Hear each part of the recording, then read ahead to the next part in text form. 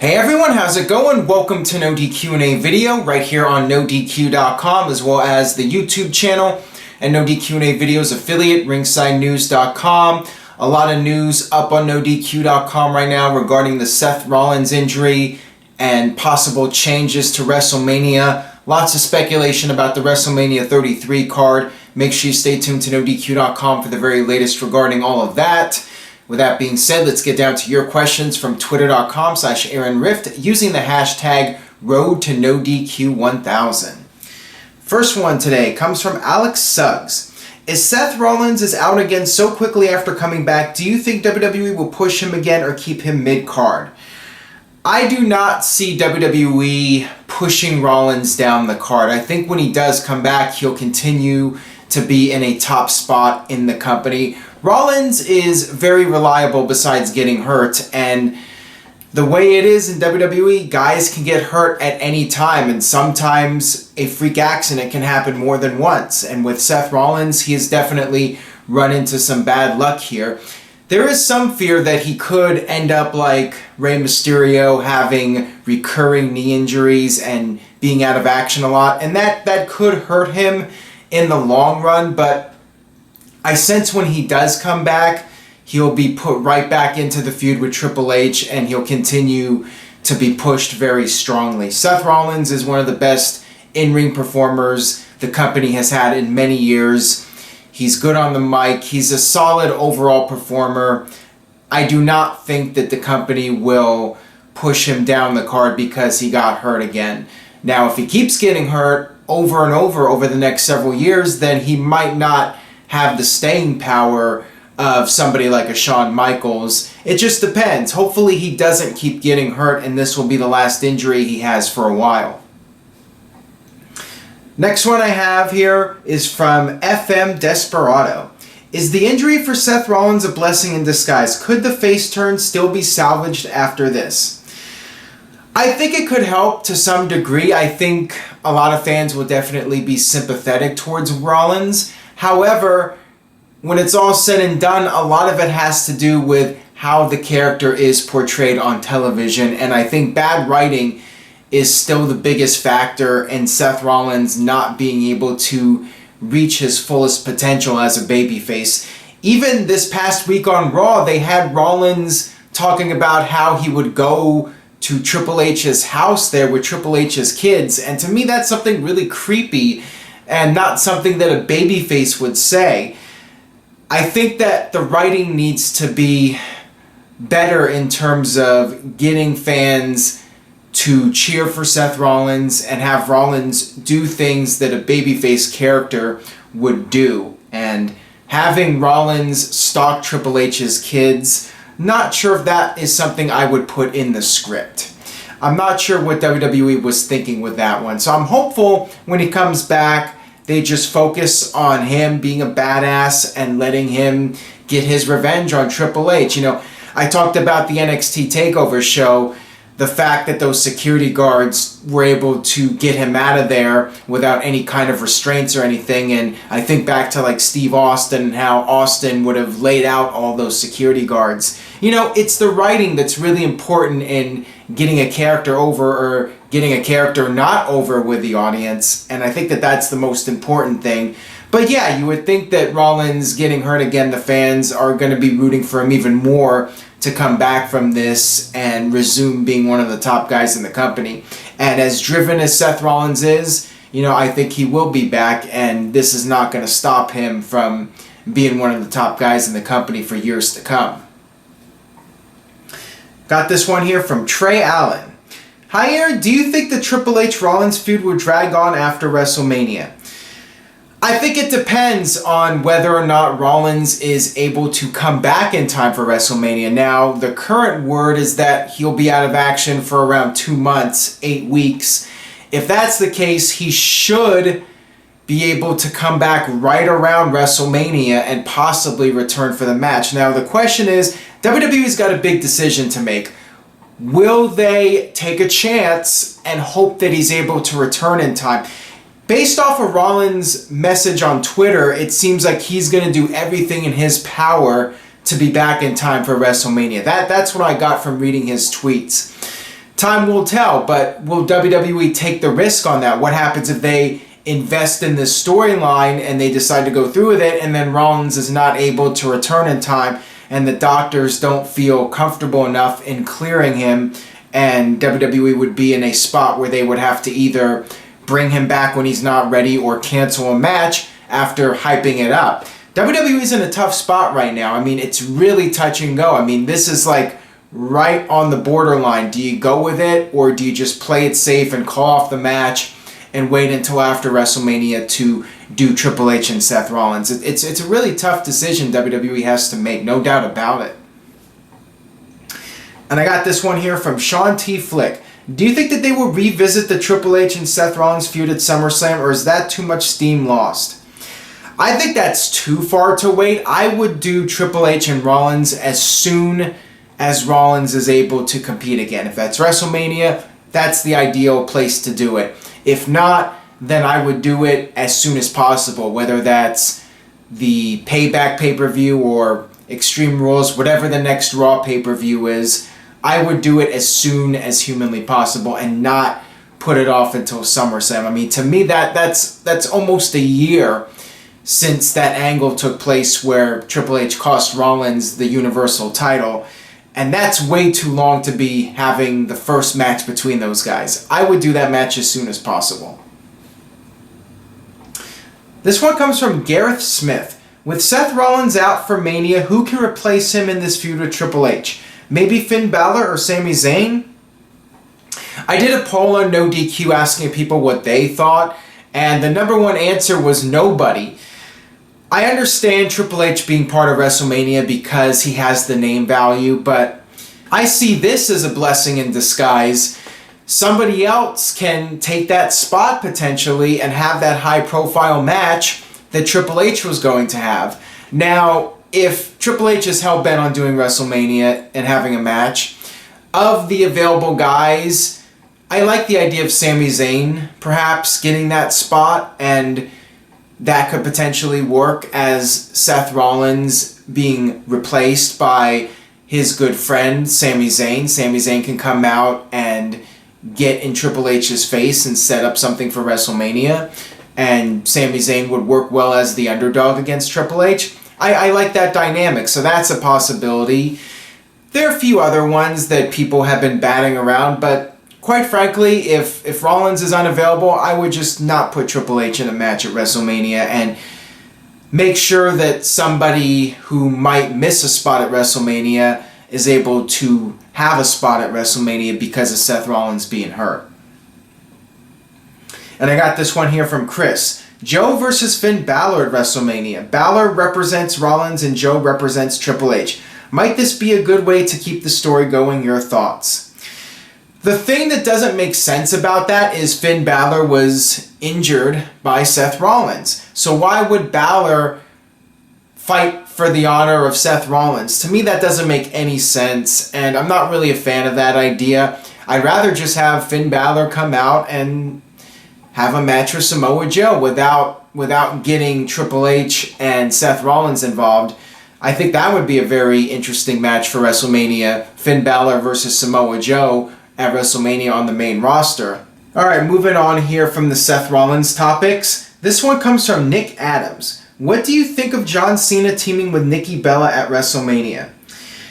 That's one of the rumored matches now for John Cena. John Cena teaming up with Nikki against The Miz and Maurice, and I guess there's speculation about Nikki Bella possibly retiring due to her injuries, and there's also been speculation about John Cena perhaps proposing to Nikki in the ring at WrestleMania. There's a lot of speculation going around. I'm not sure what to make of that match. I mean, some would see that as a waste of John Cena, that Cena should be in there with a bigger opponent, whether it's The Undertaker or Samoa Joe. I'm not sure. I mean, if they were going to do something where Cena actually proposed to Nikki, I mean, that would be huge. That would be a huge WrestleMania moment for that to happen. So I would have to see how that plays out. I mean, if that was something they were going to do, then maybe that is a good thing for John Cena at WrestleMania. Who knows? And I have another question here on that topic from Slow Motion. If the rumored matches are true, for the 4th year running, Triple H is booked in a more high-profile match than Cena at WrestleMania. Your thoughts? If Rollins and Triple H does go through as a match, then yeah, that would perhaps be bigger than what John Cena is doing. Again, we don't know exactly what's going on with Cena. If Cena's going to propose to Nikki and that's Nikki's last match, I mean, that's a pretty big deal. And I think that that would be a very memorable WrestleMania moment. So it wouldn't necessarily be a bad thing. I do think WWE needs something big for John Cena at WrestleMania. At the same time, he shouldn't be like the guy when there are other guys that can be in the spotlight. However, John Cena is still John Cena. He still is a huge name for WWE, so he still should be in a high-profile match at the biggest show of the year. So it just depends on what they're doing. Hopefully they have something good planned for John Cena that is significant, that people will remember. This one comes from Rico. Hey Aaron, if Kevin Owens versus Chris Jericho is planned for WrestleMania, who is the heel? Owen needs it, but Jericho is on a great run. I would say that Chris Jericho is the babyface. I think that Kevin Owens should turn on Jericho, and Kevin Owens destroys Jericho at WrestleMania, and that is the storyline reason for Jericho not being on WWE TV.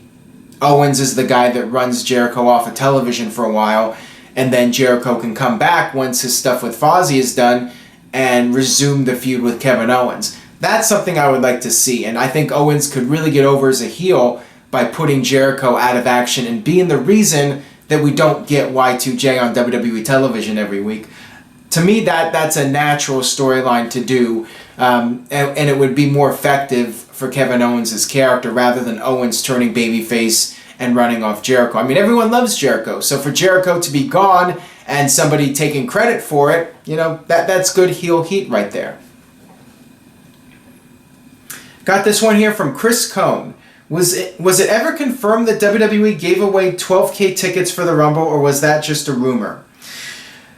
I have not heard anything about that. I mean, regarding the attendance, it's believed that WWE did inflate the numbers a little bit, but more or less, I think everybody that was there paid to be there, and a lot of people talking about the attendance and all that. You have to keep in mind, back in the 97 Rumble, WWE did give away a lot of tickets for that show. It was very much papered, and they also had a lot of discount tickets. I think it was like $5 or $10 back in 1997 money. It was really cheap to go to the Royal Rumble if you wanted to go.